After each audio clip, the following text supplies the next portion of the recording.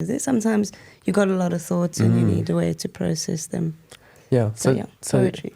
It's interesting. Okay, so is it the inspirational? Something wells up inside you that says, there's something you can make out of. It's kind of hard, bring it into existence, and that the initial part is not a thought process for me, at least. Then it becomes a thought process. Then it's how do I express it? Then it's back to heart, I think. Yeah. So I like to think of, as you said, what flows through you. So I was thinking of that question. And there's a verse from the Bhagavad Gita which says, Sarvasya chaham hridi sanivisto. Hridi is the heart. Hridi sanivisto mata smiti gana apo anangcha. Okay. I won't finish the whole Sanskrit, Sure. but the translation which is the inspirational bit, speaks about the super soul who is seated within everyone's heart. And from there comes all remembrance, knowledge, and forgetfulness. So definitely everything starts with the heart. Yeah, true. So there's an analogy of two birds sitting in a tree, the soul and the super soul. And one is observing the other one who is trying to enjoy the fruits of the material world. Right. And waiting for that connection, waiting for that turn back. Okay. So this is what I thought of when you asked. Yeah, no, absolutely. I'm feeling the other bird, to be totally honest with you. I'm experiencing the other side of it. And the more I've experienced that, I've found myself becoming much more creative and in touch with whatever flows. It's incredibly hard to describe it. But like you say, your inspiration and to express it is a form of self-expression. And almost you feel almost duty-bound because it's coming. Why did it come to you? With this idea to express something that welled up inside you. And I like the analogy of those two birds because you do spend you can be trapped almost. Unless with the concept of duty? I don't want to say if it didn't come to you, it comes to you for a reason, at least I feel. Sure. Yeah. And if not to express it, then what was it for? Yeah. I wanted to explore, you spoke about duty bound, so I don't know if you want to explore that a bit more, what further thoughts you might have around that. Yeah. That you've got this creative sort of input and now you feel a duty to do something with it. Yes, okay. No, we can. So I think also the creative part of me matched with the lived experience. And I know a friend of mine who said, well, if my life was a certain degree of bad, it cannot just be for that sake. Perhaps this experience and my creative aspect could be used in an expressive form to help someone or to in some way relieve someone's suffering. And I do think if that came to you as an idea, it feels like you should do it. It really feels an important thing to do. It's not something you should be ignoring. I won't say it's a call. It's a calling. We can call it a calling. That's the English way of saying it. Look at you making poetry. We should not be ignoring the calling. There we go. That's the start of a poem right there. Yeah, no, that's beautiful. It absolutely is true. And it's not fun living without that. And once you find it, it's like it's relieving. But now I feel a different, like you said, duty. It's a kind of a pressure now to act. Yeah. And to not act in my way or what I think I'm trying to tap into how it should be done naturally almost. And I just love how the journey's taken me all over. And now we're finally having this discussion. It's beautiful. And I would say it's the epitome of, I've come through academia, I've done the knowledge-based stuff, then I've gone through a little bit of philosophy, and now I'm trying the wisdom. I think wisdom is tied to spirituality. It's absolutely tied to it. And it's an interesting perspective of learning and self-growth. Yeah. Yeah, I like what you said, that you feel the calling and not to ignore the calling. And it reminds me of the Bhagavad Gita, full on. You've got Arjuna, the warrior, and he's having what I think is the first panic attack. Yeah. The first anxiety attack in the Middle East is sitting on a battlefield, on a chariot, full armor, with a bow called the Gandiva bow, and he's ready to perform his duty. Yeah. And he's looking at the opposing army, and it's filled with people that he knows, people that have chosen to fight him, people that have chosen to fight Krishna, people who taught him the art of martial fighting. And he's looking at them and he's feeling, surely I shouldn't fight my teachers, my family, all these people that played particular roles for my particular lifetime. Surely not. And it's a very vivid description. He starts to sweat and he's trembling, and the bow is slipping from his hand, and he actually has a vow that he'll never put it down. And all these things are happening. And it sounds exactly like the modern day panic attack, palpitations, trembling of the brow and the lips, and he's sweating and he's feeling completely anxious. And then he loses composure, and then he can't think. And then he asks all these existential questions. And the whole Bhagavad Gita then becomes expounded in the middle of a battlefield. And Krishna consoles him through systematic explanations of where he's at, where he's come from, where he's going, where he could go based on what he does right now. Yeah. And that's what he wants to know. What's going to be the results if I do this? What's going to happen if I do this duty? And it is his duty. A warrior's only duty is to defend righteousness. And so, as you spoke of that, I was thinking of nothing other than the Bhagavad Gita and Arjuna's existential crisis. And he's got all these questions. And it becomes quite hard to decide what decision to make. It really does. And you can have conflicting.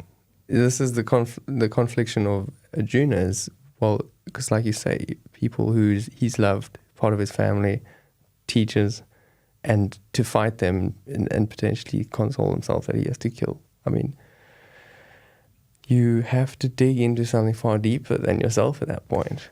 Yeah. Absolutely. Well, it's also said there, obviously, when you are acting as a policeman or a warrior or someone in a position that has to defend righteousness, that has to,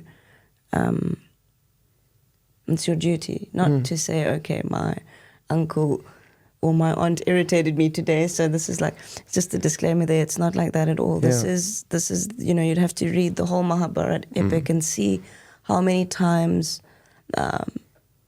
Lord Krishna personally petitioned, please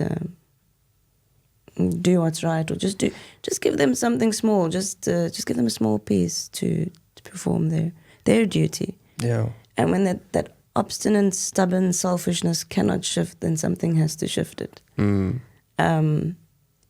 So it has to be definitely coming from something deeper within yourself, some kind of guidance. We have to accept the need for guidance. We can't get a university degree without surrendering to some kind of person who's walked the path before, who's done the work, who's doesn't mean we can't have innovations and new contributions and expand the given material. That's not what. But definitely we have to, at all spheres of life, accept that we need some kind of guidance, and that is the points Arjuna came to. He's like, I don't know what to do. I have all these questions, and you seem like the perfect person to give me these answers. So,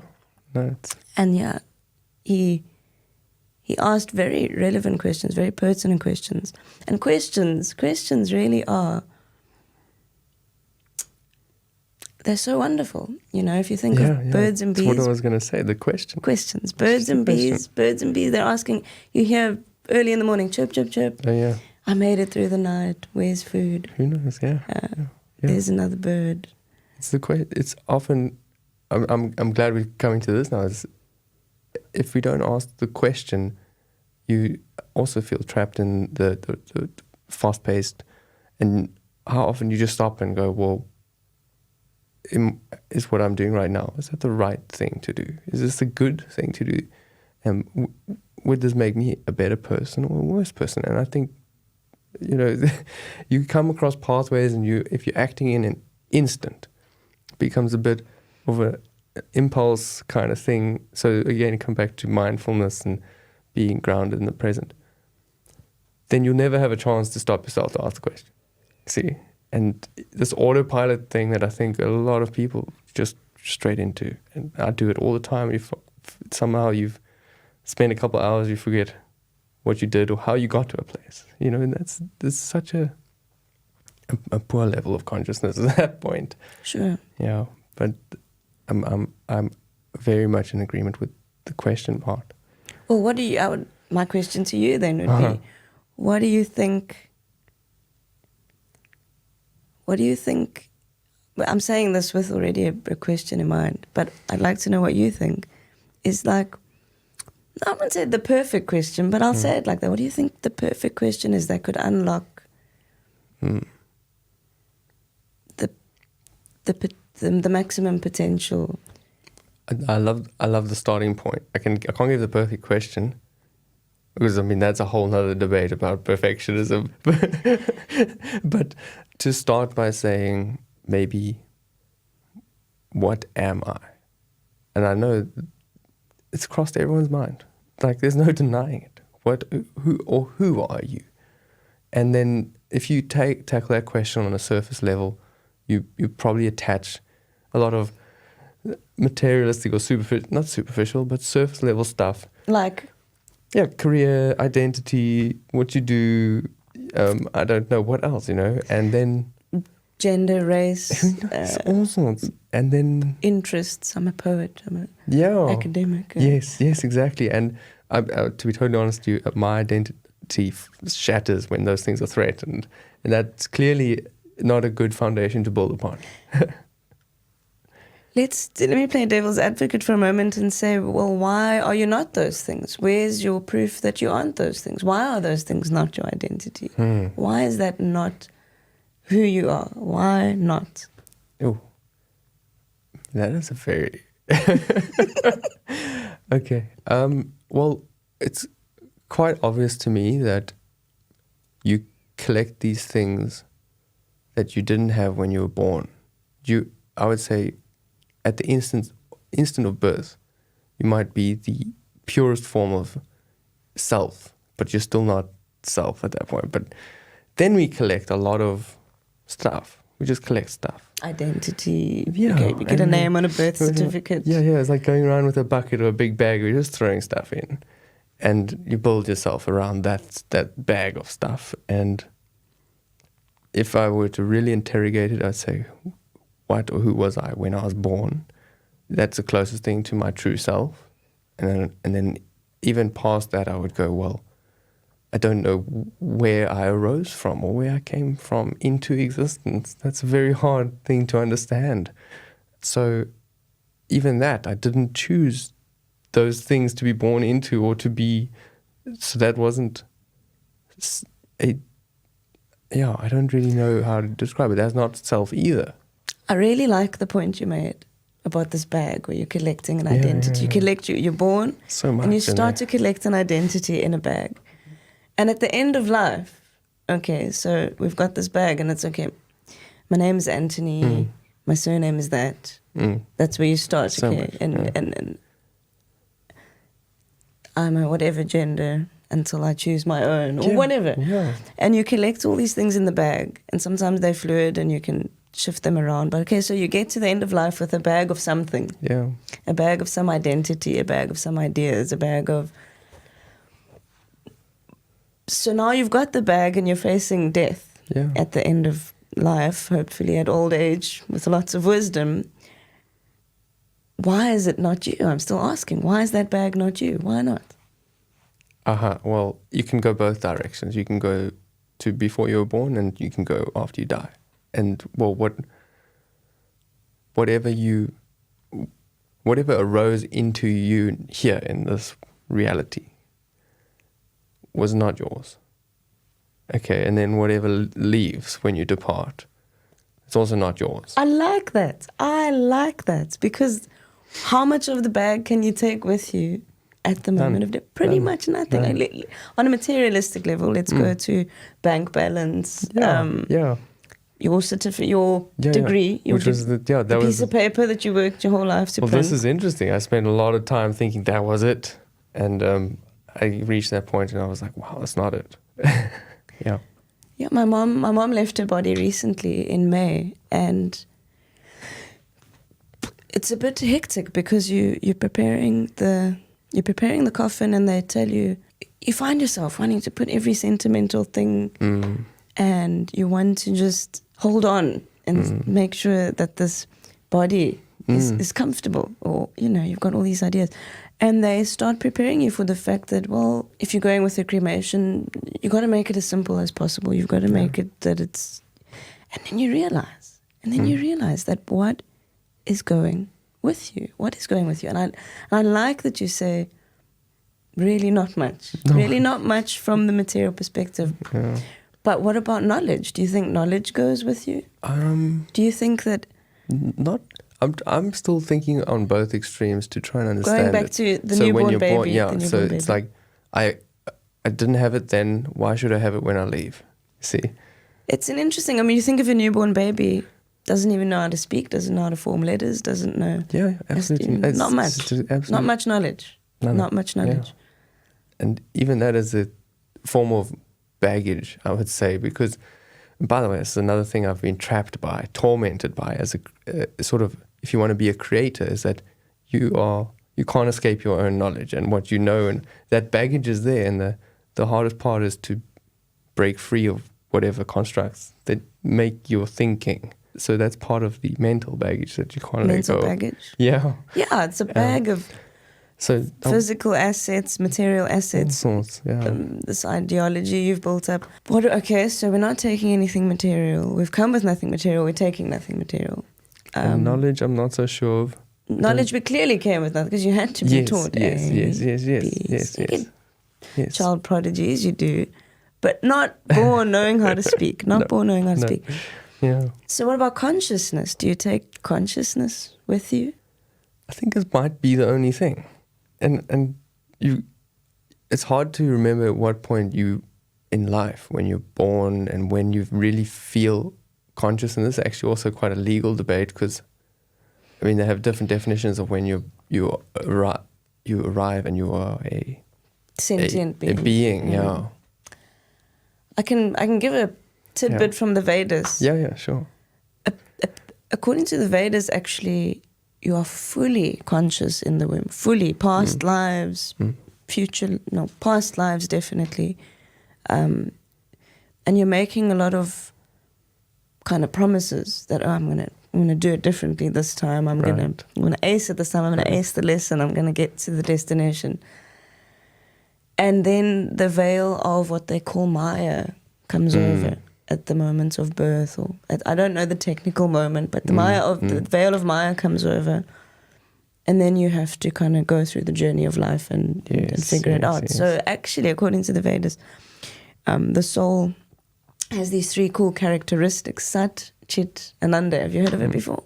Yes, I know about Ananda as being your eternal self, as far as I understand, your soul. Yeah. Ananda translates to bliss. Okay. It's like a characteristic of the soul. Sat refers to eternity. Okay, all right. And Chit, fully conscious. Okay.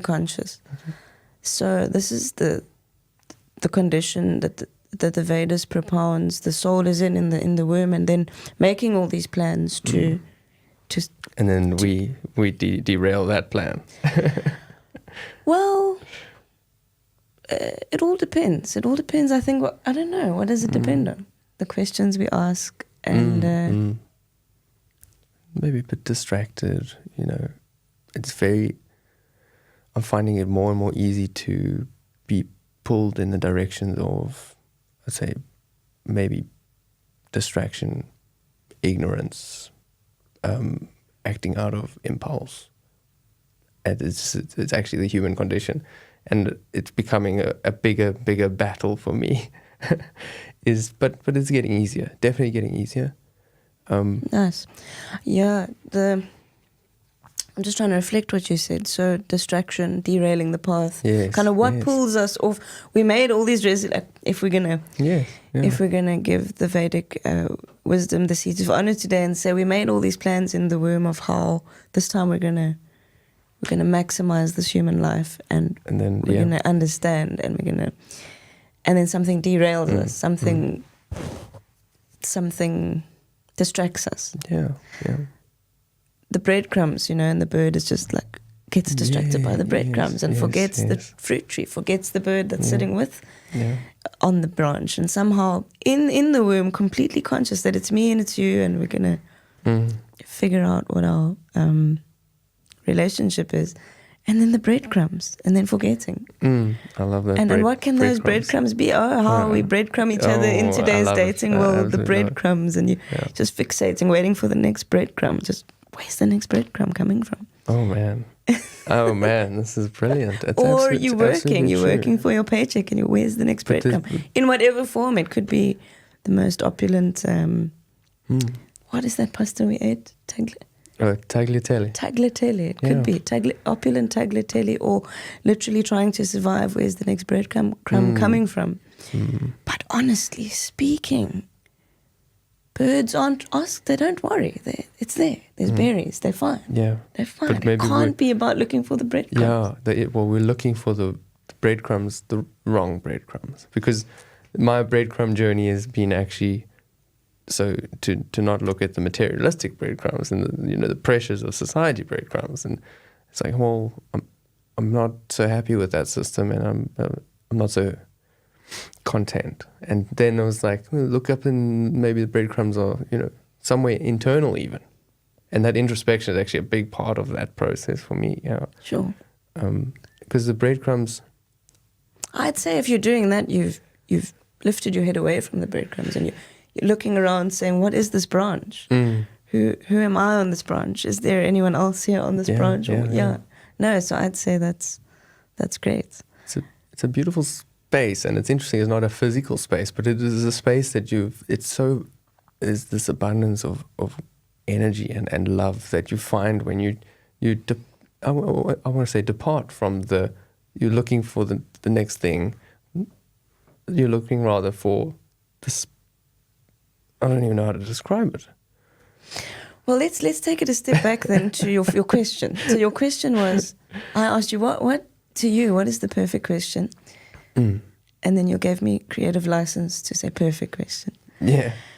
And you said, who am I? And then we got through a few ideas. And then when I asked you the question I had in mind was, what am I doing here? What is my purpose? And I boiled it down. You know that sweet that we ate where you boil it down for 5 hours? You boil it down to say, how may I be of service? How may I be of service? Because that's what I've come to feel is the most natural thing. Something, I would say, how you cannot not serve. Could you think of an instance where you cannot not serve? No, it's really interesting, and I hopefully don't derail your thought process here, but it's absolutely true. Even when we build around businesses and entrepreneurship, is the whole idea of a monetary exchange, a transaction, is you serving someone.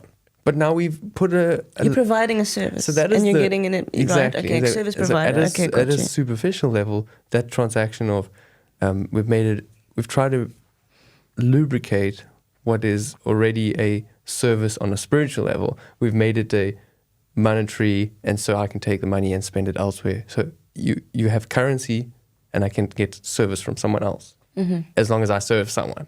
So I have a job, currency, you serve someone, so that this is that thing. Or even if you're a top-notch successful entrepreneur and you are you're still the service provider.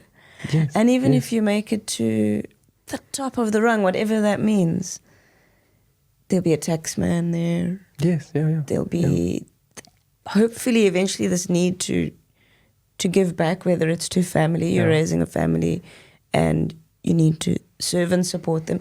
Even if you just have a pet, a lot of people are into the fur babies Yeah. these days. Yeah. And can you think of an instance of someone who's not serving? This is the question. I think it's integrated deeply into existence. Yeah.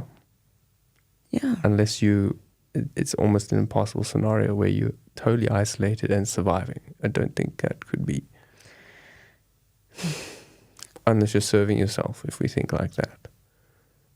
Maybe there is a lesson there in self-love, which I'm also starting to have to confront.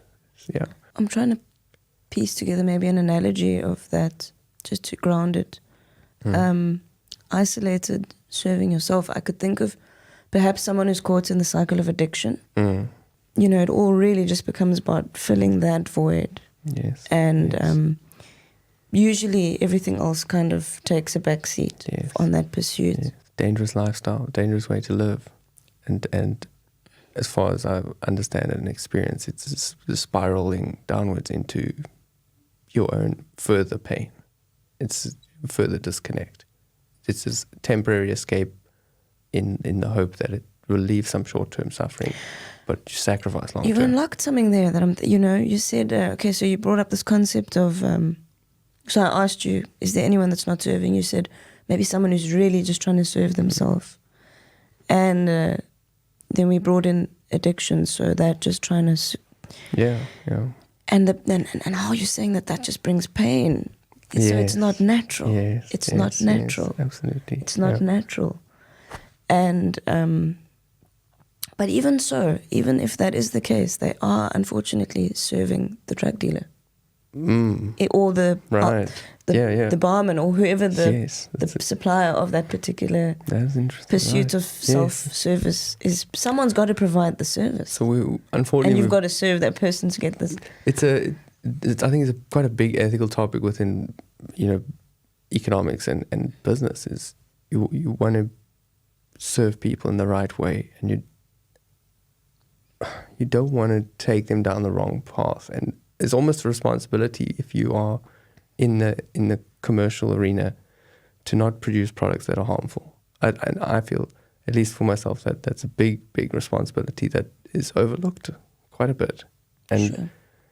it's, how did we get to that point where we got a bit confused as to, because the fundamental truth is the service, and if you remove currency, it's service for fellow man. That's just doesn't necessarily have to be reciprocal. And we've also spoken in the past about you can serve here and receive elsewhere.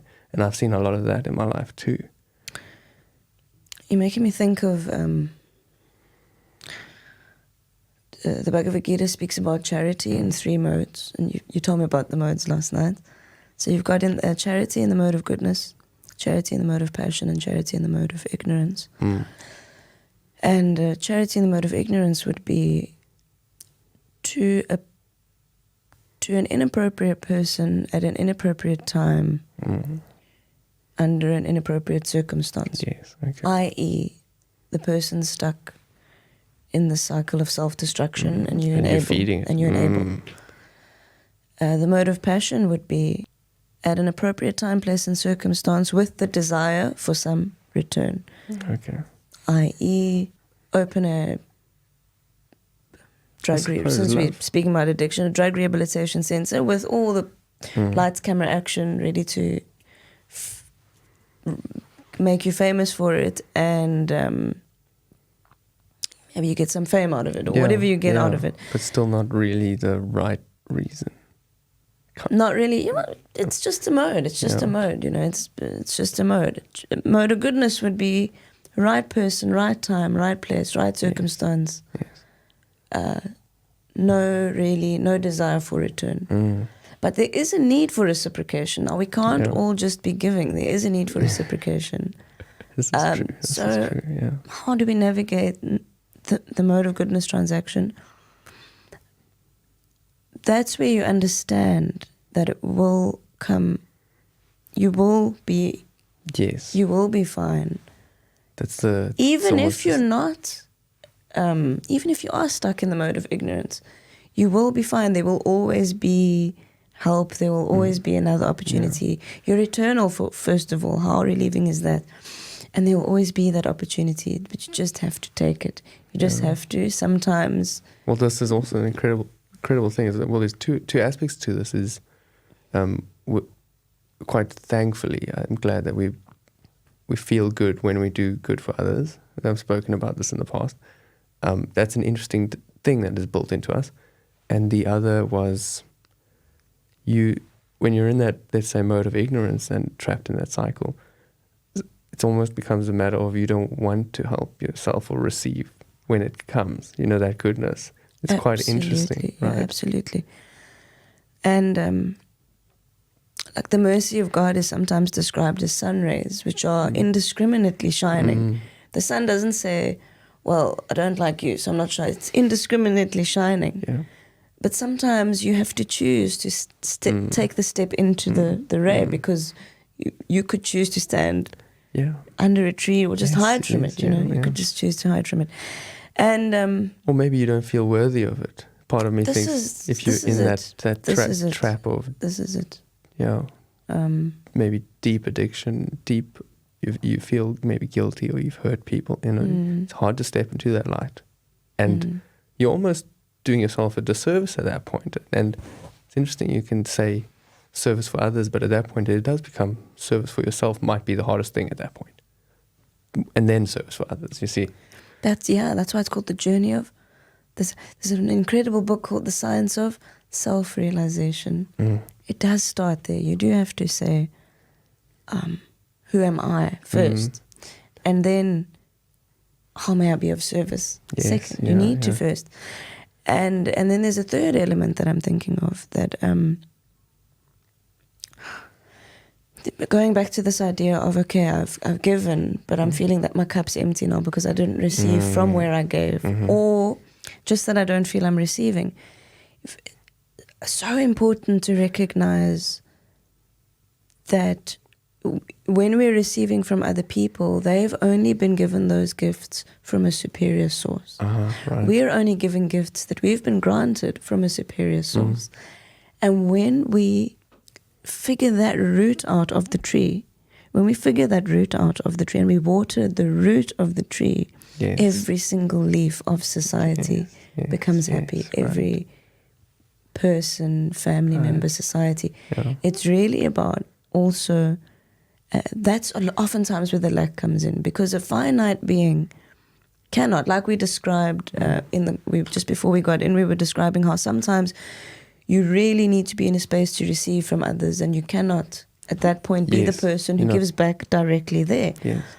But in my case, those 5 people I told you about are conscious that they are doing so as vessels of the supreme will, that they are just passing on a gift that was given, whatever the resource was, and whether it was emotional support, it was financial support, emotional support, time, energy, community. They were doing so on behalf of, they were just the vessel at that time, and I had to receive it. And then I'm also conscious that I'm also a vessel that then will give, maybe not directly there tomorrow as a payment for what you did for me. That would be in the mode of passion. But just knowing that, wow, I got chosen to be the vessel for this moment, for this particular moment, for this particular person or project, and that I could be of service. Wow. And it's the beauty of accepting now, and because now, like I said, some people, I know this for myself, even I can't step into the light if I can't reciprocate, so I don't receive it. The beauty is that you can receive it knowing that your time will come and it'll be not reciprocated in the same place, in the same quantity, but you will, as a vessel, it'll travel through you to potentially someone else. And so that opens up your life to being loved in all directions. So it's a really, really beautiful thing, is that you can, love on not a romantic level, but love. Just, this is, we turn love into a different thing. Love is, a love for life, and a love for serving others, as you say. And I like to start at the root of Well, love for God, love for God, love for just for everything that exists, just for these opportunities, just for this platform of self-realization, just for this human body. Yes, the human experience with its good and bad, but the good part. Sure. Absolutely, yeah. Sure. All the gifts.